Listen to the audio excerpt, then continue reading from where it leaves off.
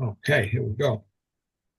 Where is it customary to eat roast meat on the nights of Pesach? We may eat it where it is customary not to eat roast meat. Where it is customary not to eat roast meat, we may not eat it. Where is it customary to light lamps on the nights of Yom Kippur? We may light them. Where it is customary not to light them, we may not light them. But in all places, we light lamps in the synagogue, houses of study, dark alleys, and for the sick. Where is it customary to do work on the ninth of Av? We do it. Where Is it's not customary not to do work, we not do it. But in all places, scholars are idle. Reb Shimon ben Gamliel says a man should always adopt the behavior of a scholar. One could come and say in Judea they used to work on the eve of Pesach until midday, while in the Galilee they did no work at all. As in the night, Pei Shammai forbid work, while Beis Hillel permits it until sunrise. Reb Meir says any work which one began before the 14th, he may finish on the 14th, but he may not begin it initially on the 14th, even if he can finish it before midday. We'll come and say practitioners of three crafts may work on the eve of Pesach until midday. They are tailors, barbers, and launderers. Rabbi Yossi Bar Yehuda says also shoemakers. Okay. okay. Moshivin shovachim tarnagolim ba'arba asar. So you are allowed to return the the birds the chickens to their coops on the 14th. So if they yeah in other words what we're saying over here is you can put the eggs underneath the chickens, so Mhm. they should be warmed and hatch. Um, Right. so on the 14th, what we're talking about is talking on in those places where the minhag was not to do any melacha in the morning, you could still do this. Mhm. Okay, But but before you go on, the words for chicken I always know is oaf. Is there a different word here? in Hebrew, modern he, the word off is just bird. So when you go Just, to just if you bird. go into the supermarket and ask for off, that means chicken. But Right. Right. but in the Mishnah, it's a tarnagolet is the Okay. is the correct term. Okay. But it's just easier. You go into the shop and you ask for off rather than tarnagolet. I think so. I one time went to I was with my son-in-law and I asked for well, I had like I said that but can't think of the word now for an egg. Can't Beitza? think of the word. You're right. I guess a guy looked at me like, "What are you talking about?" My son-in-law said, "No, you can't use that word here. He's not going to know what that word is." So, so Beit- he changed it, gave me some other word. But Beitzim is the right word. I maybe it was I describing how I want him to make it, and so I don't know. My son-in-law was laughing. He said, "No, Ah. don't use that word. I'll give you another word." Actually, Okay. on that story, there was a one of my friends was like studying yeshiva in Israel, and got onto a bus and wanted to ask what the bus fare was. So he asked, "Kama mamon zeh?" So And okay. the bus driver didn't miss a beat and answered, "Shnei zuzim." Okay. All right. So anyway, so you're allowed to put these eggs underneath the chicken. Right. And if the chicken ran out of the coop, mahzirin osa limkuma, you're allowed to take it and put it back, even though it's an extra tircha to go and chase after the chicken. And generally, if this was on Chol Hamoed, we might be a little more strict about it because it's doing extra tircha. Um, Right. the mesa, and what happens if the chicken who laid the eggs died? Moshifin acheres tachteha. You're allowed to take another chicken and put it on top of those eggs to make sure that they hatch. Gorfim mitachas ragle behema arba asar. So the animals that are living inside the pen, they poop all over the place and make a lot of filth. So what you're allowed to do is you're allowed to scrape up the manure, and not only that, but what's not explicit over here, but that you can take it to the bin outside, or to the to the manure pile outside, which you can use to fertilize your field later. Okay. Over Moed Misalkin Litzarin, but on Chol Moed, we're more machmir about this. We allow you still to scrape it up, but only to push it to the sides. You can't start getting involved in putting it into the manure pile. Molichin Meviim Kalim Mi Beit Sa'oman. You're allowed to take kalim to the craftsman's house, repair guy. Okay, Right. so you can take those to him on Erev Pesach. Af al pi she'enam letzorech hamoed, even though you don't even need them for Pesach, you can just take them, leave them at him, and whatever. It's not That's not one of the things that we're going to say is asur. But when it comes to Chol Hamoed itself, you're not going to be allowed to do that because that's not letzorech hamoed. Mhm. Okay. Mishnah Ches, Shisha Dvarim Asu Anshe Yericho. Okay, this comes up because it is there's a connection to Pesach in here somewhere. Anyway, there were six things that the people of Yericho did that the Chachamim were not happy with. Al shlosha michu biyadam, al shlosha lo michu biyadam. There were three things that they protested about, and three they thought that not worth making a battle over this one. Elohim shelo michu biyadam. This is what they didn't protest about. Makivin dekalim kol hayom. So this is the connection to Pesach, is that they would continue doing agricultural work on the 14th of Nisan. They were busy grafting palm trees. They felt that this is something that needs to be done on the day. They're experts, of course. This is Irt Mariam, and they wanted to make sure that they didn't lose out on the window of grafting the palm trees. The Korchin Shema, Korchin is Shema.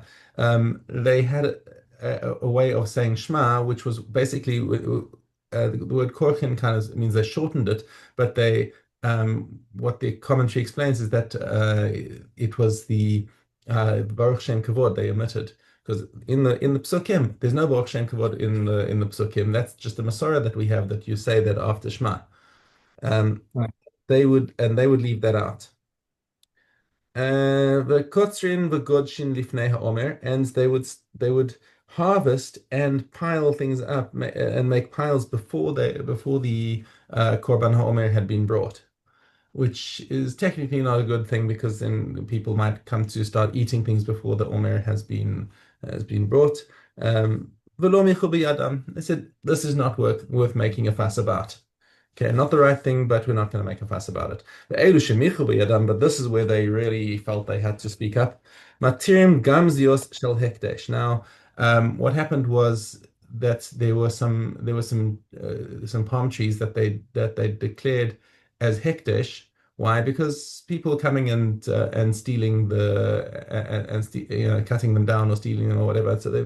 But even the robbers in those days were makbid about hekdesh and say, no, we wouldn't do that to hekdesh. We would only take it from personal property. So what they did was they marked these trees as hekdesh, and then after a while, it came new sprouts, and they would say, oh, okay, we can take these and use them. And they said, oh, no, because only the original tree parts were hekdesh, but the new stuff that grows out is not. And Chacham said, nah, once you Right. think the tree hekdesh, everything that grows off it is hekdesh. Right. So, but the branches or the fruits, whatever's coming out of there is hekdesh, and so that was worth protesting about. But ochlin mitachas hanisharim b'Shabbos.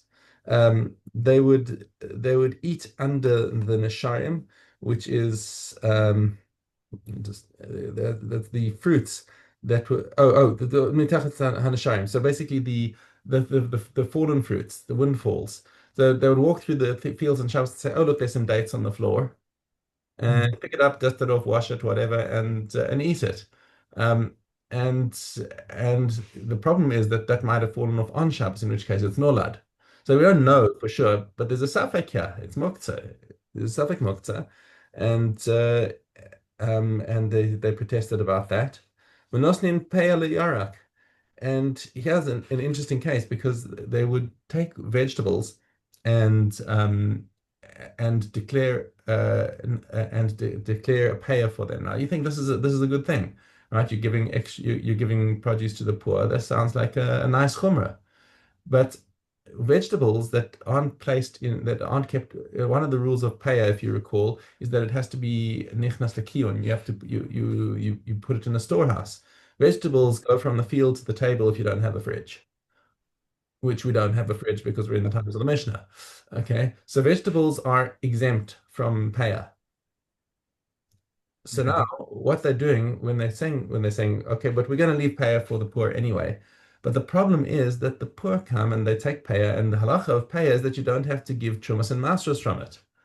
Uh, And if so you're a din, this is not actually paya, then they're leading the poor people to be over on Trumas and Masros. Okay, so this is a case where a kula becomes a chumrah, or where a chumrah, where a chumrah becomes a kula, and that's why they protest and said you cannot do this. You're making a michshol for the poor people. Yeah, That's also why about the fallen fruit also was the same thing. Like you come back from shul and you see there's some eggs there, and you don't know whether the eggs was laid, you know, Arab Shabbos or on Shabbos or what. You don't have any idea, so you can't eat it. It's not that. It's right. that's the Same same thing. idea. Yeah. Okay. Shishat varim asa Chizkiah hamelech. So there were six things now that we're talking about, the six things that the people of Yericho did. There were also six things that Chizkiah did that Ashlosha hodulo v'ashlosha lo hodulo. There were three things that they praised him for. They said this is a great idea, and three things they said this was not a good idea. Okay. Ger atzmos aviv al mita shel chavalim. So he took his father Achaz, who was a Rasha, okay, and he showed extreme disrespect to his body by dragging him out on a bed of ropes to his burial to show the disrespect that was due to him for violating Hashem's covenant. And they said, yeah, shkoyach. Kites Nachash Nachoshes. Now, if you recall, there was from the Torah already. There was the incident with the snakes, and when Moshe Rabbeinu made the snake of copper, and people who were bitten by the snakes would look up and they would delve into Hashem and be healed.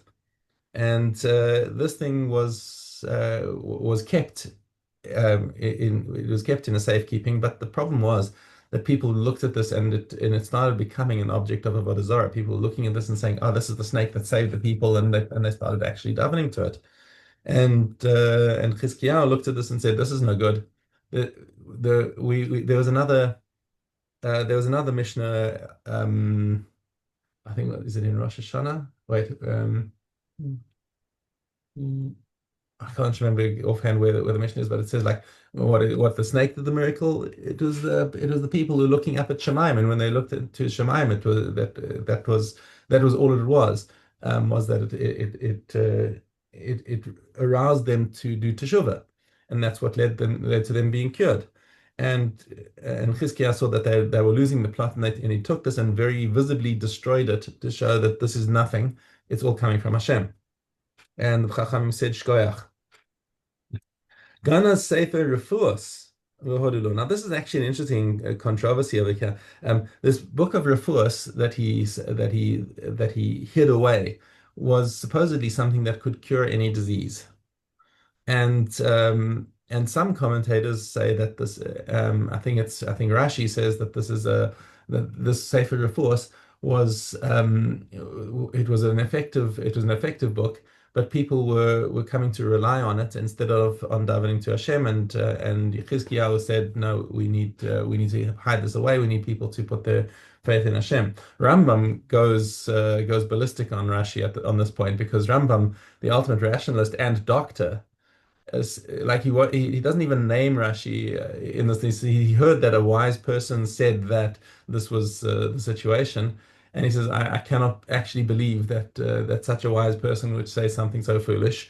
I don't know if he uses exactly those words, but he says like this is everything that doctors do is we try and heal people, even though we don't trust in Hashem when it comes to healing people. We've got to take whatever steps we can to heal people. He says that would not have been a reason for hiding away the book of Refuos, the Sefer Refuos.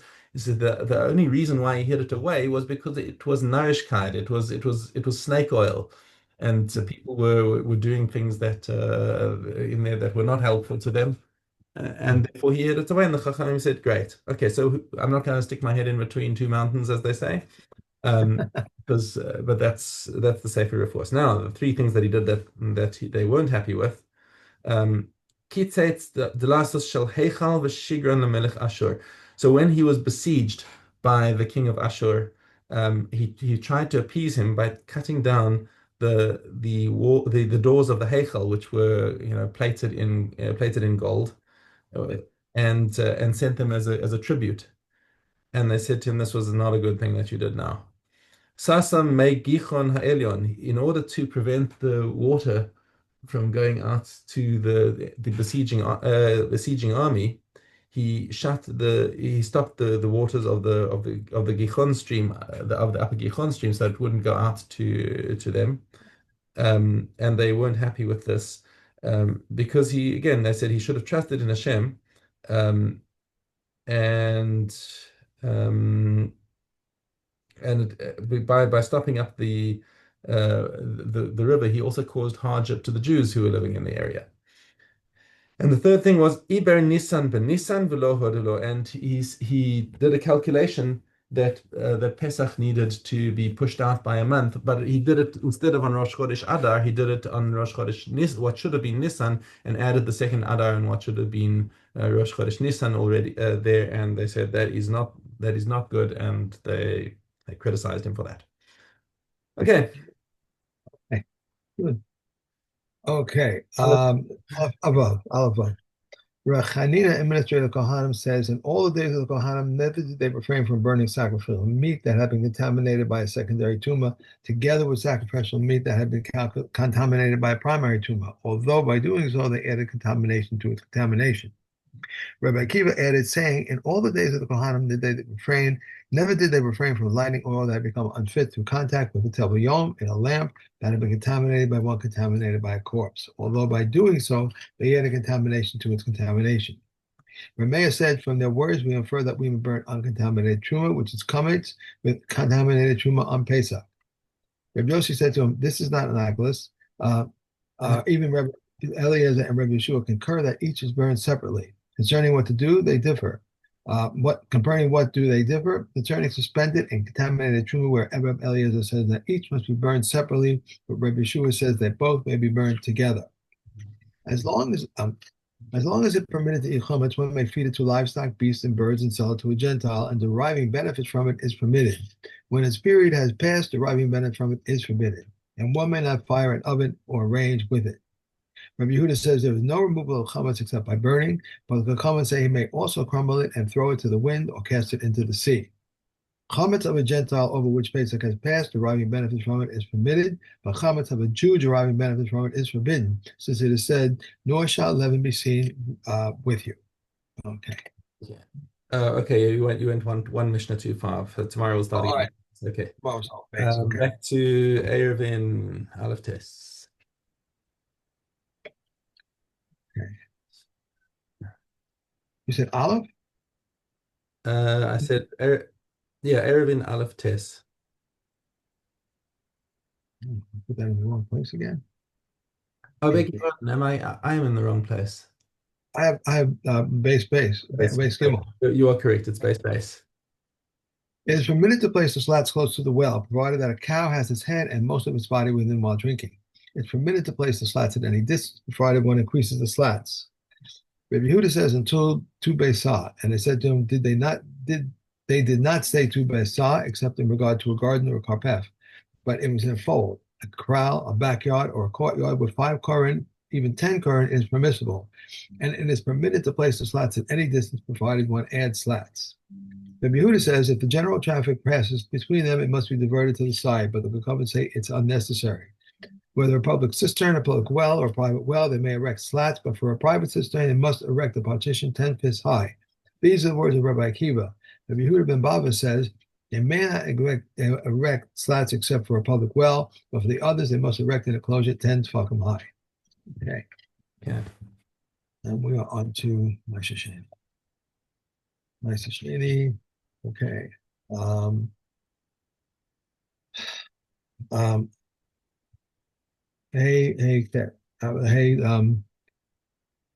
Rabbi Yehuda said at first they used to dispatch to the householders of the provinces, hasten and prepare your produce before the beer season arrives, until Rabbi Akiva came and taught that all produce that has not reached the tithing season was exempt from beer.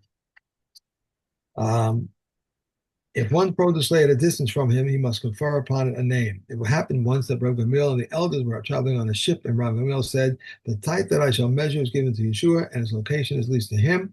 Another tithe that I shall measure is given to Akiva, son of Yosef, who shall take possession on behalf of the poor, and its location is leased to him.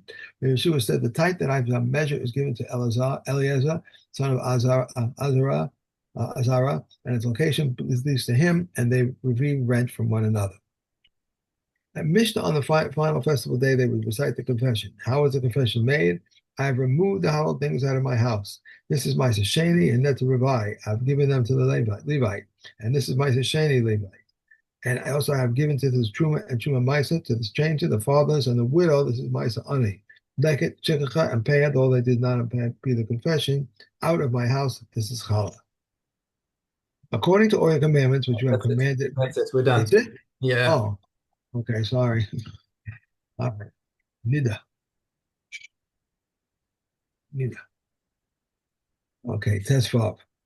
7 detergents are applied to the bloodstain: raw saliva, split bean water, urine, nessa, boris, kumina, and aslag. One immersed in warmth and prepared taharos upon it, and if he applied the 7 detergents to the stain and it did not come out, it is dye, the taharos are tahar, and he did not immerse the garment. If the stain came out or dimmed, it's a blood stain. The haros are tame and is necessary to immerse the garment. What is raw saliva? Anyone who's not tasted anything. What is split bean water? Chewed split beans which are separated from their peels. What is urine? That's fermented. What must scrub the stain 3 times each and each one of the detergents? If one applied the detergents out of the sequence, or if he applied all 7 detergents simultaneously, he has not accomplished anything. Any woman who has a fixed period, her time suffices for her, and these are the fixed periods. She yawns or sneezes, or she feels pain in the area of her navel or in the lower abdomen, and she streams blood, or a type of shivering takes a hold of her, and so similar symptoms. If she establishes for herself any of the symptoms 3 times, it is a fixed period. Yeah.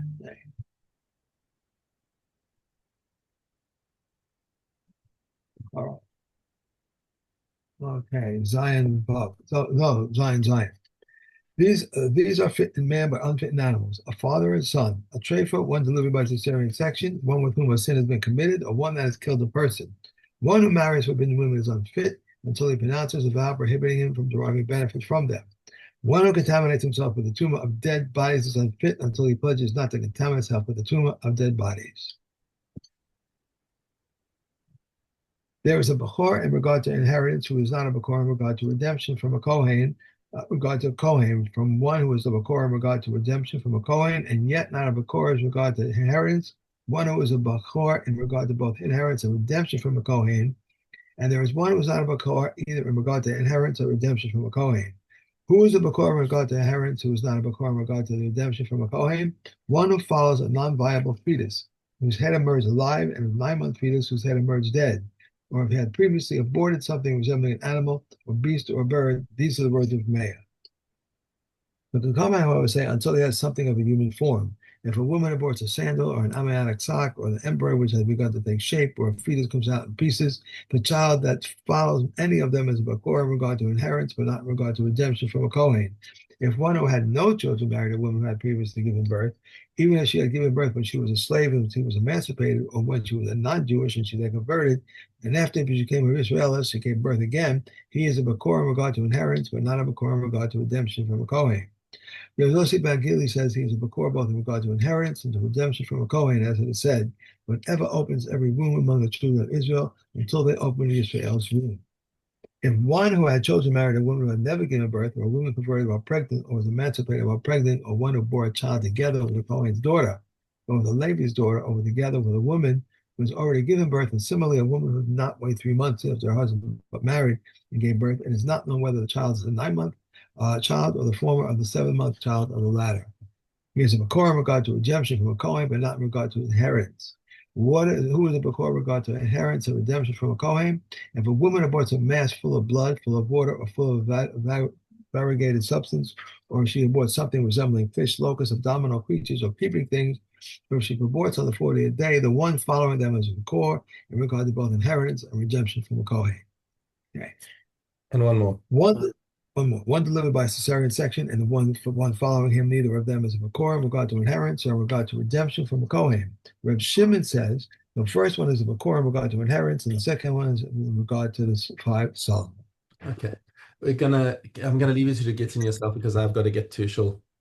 Okay, I'll finish the last one. Okay. I'll see you tomorrow. It's Shem. Yeah, We'll have the same thing tomorrow. Okay.